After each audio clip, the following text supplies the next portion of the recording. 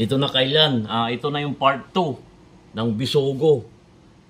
Paksiw na bisogo. Kailan nalinisan ko na ito. Kailan nilagyan ko na ng suka, tubig, sibuyas, bawang at saka paminta, bitchin. Yan. Hintayin na natin kumulo kailan. Tapos mukbang tayo sa SM, Sirok Manga. Masarap to kailan.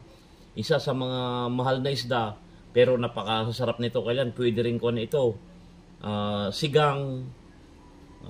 Sigang paksiw, inihaw. Pero mas dabis nito kailan yung paksiw. Sarap nito kailan. Bagong huli, press na press kailan. Part 2 ng bisogo natin na pagsabat natin kanina sa dagat. Kailan, yan. Ang dali lang to kailan. Abang-abang na lang kailan.